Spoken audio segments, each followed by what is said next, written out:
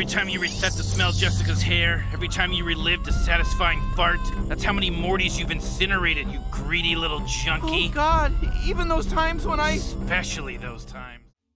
Welcome back everyone, it's Charlie. This is going to be my Rick and Morty Season 4 Episode 8 video. Got super dark this week, so if you're new to the channel, be sure to subscribe to get all the videos. We're doing a Rick and Morty merch giveaway too. All you have to do to enter is be a subscriber and leave your favorite moment from the episode on the video. Careful for spoilers, if you have not seen the episode yet, we'll do top 10 WTF and Easter eggs as we go along. Starting with number 10, the title of the episode, the Vat of Acid episode. There were a lot of unique things about this episode, and one of them was the fact that they actually had the title on the title screen. Usually it's just the Rick and Morty logo.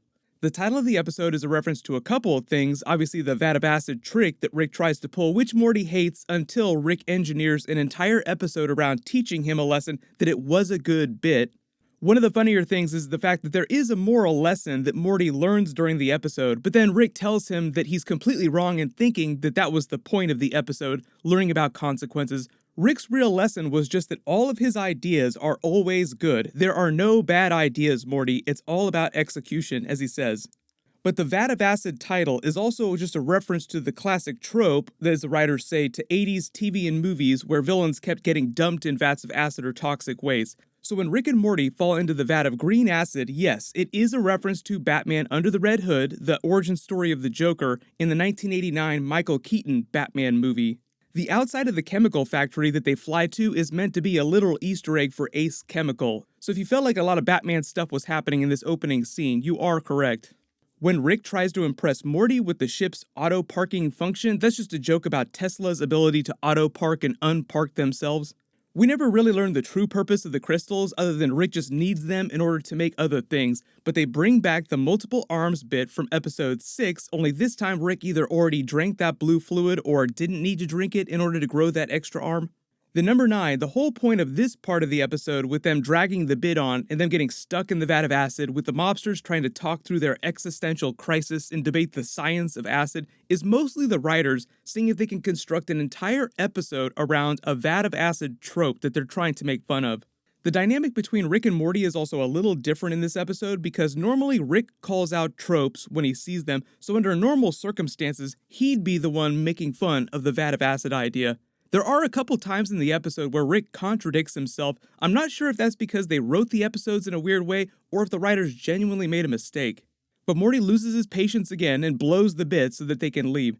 But then number 8, Rick breaks the fourth wall a couple times, referencing several previous episodes of the show. He calls out the events of Pickle Rick during season 3, and then using a Morty episode as an example of how his ideas are bad, he makes fun of Claw and Hoarder from season 4. The reason he says Pickle Rick was a cooler episode was because the show actually in real life won an Emmy Award for that.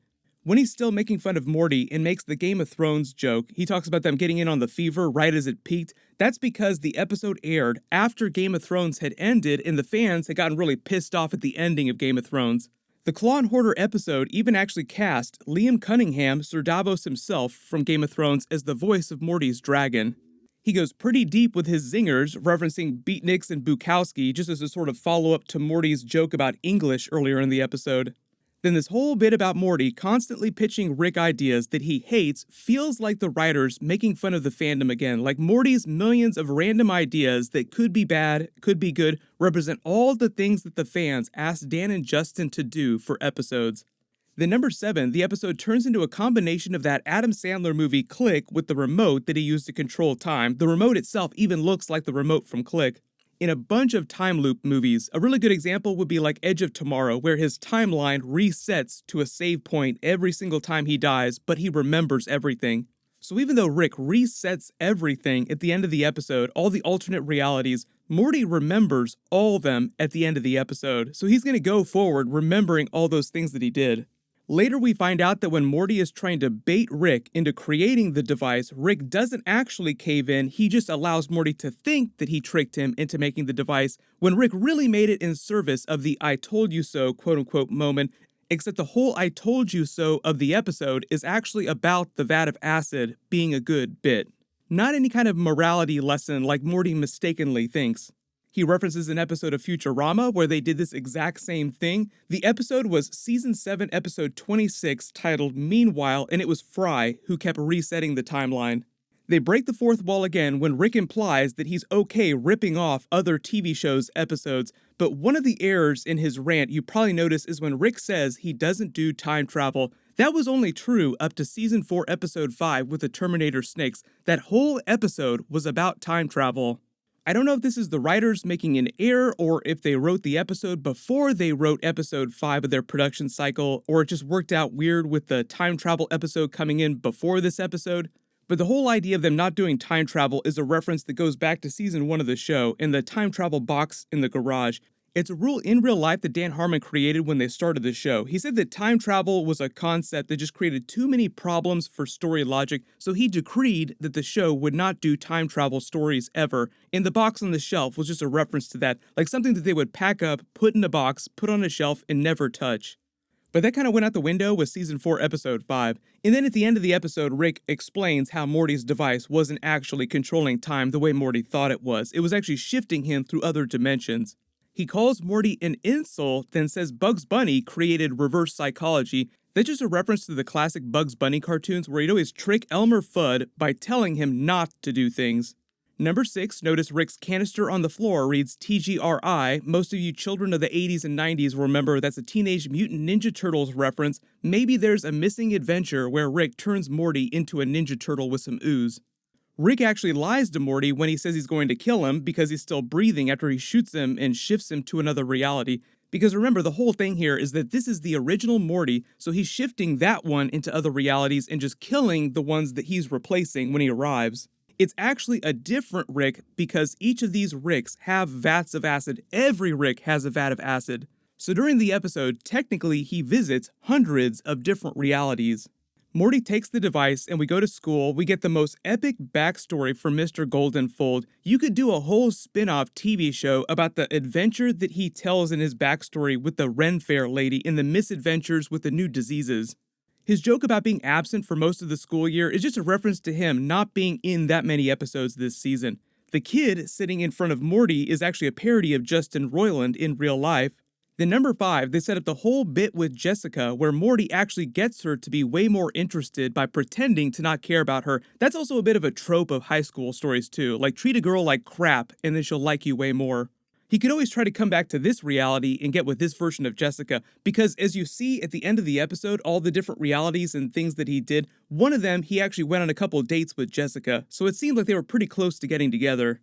The song that they play over Morty's epic montage is Eric Clapton's It's in the Way That You Use It, and yes, Morty does a bunch of messed up stuff, thinking that he's taking it all back with the reset button. But the other crazy thing about this part of the episode is that Dan Harmon revealed when they originally wrote and recorded the episode with the actors, the episode itself came in 5 minutes short. That is crazy if you know anything about animation, because episodes are normally only about 23 minutes long without commercials, so that's like a whole act of the episode that they just didn't write for this. What Harmon said they wound up doing is the animation director saved the episode because he came in after the fact and added all those bits with the airplane and the alive references himself after they recorded the episode. That's why some of these parts of the montage have no dialogue, because some of those were things that they added after the fact to make the episode as long as it needed to be. So if you thought it was weird that so much of the episode in this montage didn't have any dialogue, that's why. They even get a little meta again when Morty uses his device on the video game to create a save point in real life instead of using the one that's actually built into the game itself. That's just a bit of a reference to the actual premise of this whole montage. Number 4, he gets super dark with the whole suicide by cop. It seems like he does it on a whim. He doesn't even think about it, like it's something he wanted to do before. Yikes, that is dark. But that's not the darkest part of the episode. When he's driving the car with the addict, the license plate reads TNG Season 8. That's a reference to Star Trek The Next Generation Season 8, which isn't a real thing in real life. It's just a joke Twitter account with parody episodes because TNG only went to 7 seasons. There's also a banner in the background with a watch on it that reads Reset, referencing Morty's device. When Morty takes the old man's wheelchair, most of you notice there's a huge Simpsons reference because this is the exterior of Moe's Tavern. Way back in the early seasons of Rick and Morty, The Simpsons did a special Rick and Morty intro for a Simpsons episode. Part of that's because Dan and Justin are friends in real life with the Simpsons producers, so there was a commentary episode where a bunch of Simpsons producers came and did commentary for a Rick and Morty episode. You also notice in this Simpsons scene in the background there's a sign that reads "Poor Decisions," just referencing Morty making really terrible decisions. Number 3, they start the whole girlfriend bit when he decides to go for her instead of the strip club. Most of you could probably tell where this was headed in the first few moments. Morty falls in love, they make it seem like it's really nice, everything is going great for him. Anytime things seem like they're going great for Morty, you just wait for them to pull the rug out from under him. They break up, they get back together, they come full circle, their relationship seems like it goes on for a long time, and then after a bunch of time goes by, he and his girlfriend take a vacation to Alaska, but the plane crashes and it turns into a parody of the movie Alive. The movie's based on a book that was written about a real-life event. The book was called Alive, the Story of the Andes Survivors, which details a Uruguayan rugby team's crash aboard Uruguayan Air Force Flight 571 in the Andes Mountains in 1972. If you haven't seen that movie, it plays out pretty much the way you see it happen during the Rick and Morty scenes. They wind up having to eat each other to stay alive before they get rescued. It gets super dark, Morty even tries to kill himself. He's done that before in the past though. When they're rescued, they try to play it like he's not going to go back, he's going to keep living with his girlfriend in this reality until, of course, Jerry messes everything up, pressing the button, taking him way back to another reality. They play it a little bit like a longer version of the Roy game joke where he came out remembering his fake life a little, not quite sure what's real and what's fake anymore. When he keeps jumping into the gorilla cage over and over at the zoo, that's a bit of a reference to Deadpool 2. There was a scene during that movie where Deadpool is trying to kill himself where he keeps jumping into an animal cage. Morty tries to tell Rick what he thinks the lesson of the whole adventure was, after which Rick reveals the truth of what really happened, making it seem like Morty did way worse things than he thought. Think about all the Mortys you killed.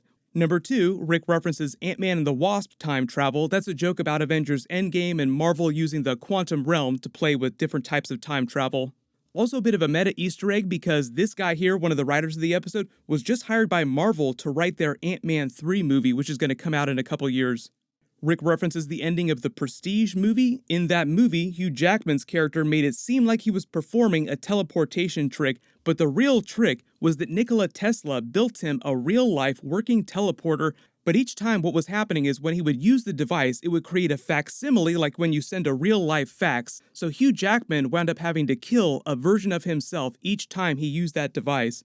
Rick makes a Jeffrey Dahmer reference as everybody in town shows up for Morty's blood. The reason why they all show up, all the police, the special interest groups, is because Morty, as Rick says, didn't reset his actions. So within this reality, he did a bunch of terrible things, and now they're just coming because they're so pissed off at him.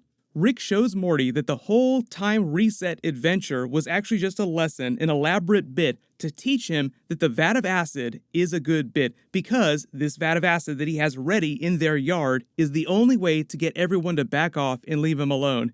Also, if you look at some of these signs in the background that they're holding, one says cannibalism is a choice, implying Morty did something to piss cannibals off. One says return the whales, implying Morty did something to a bunch of whales in one of his adventures. And I'm not sure what Moscow Morty is a reference to, but they make a couple poetry references, one to Shakespeare's Merchant of Venice, and then the addict from the car earlier in the episode tries to make another poetry reference. That's actually Alan Tudyk coming back to do a celebrity cameo again.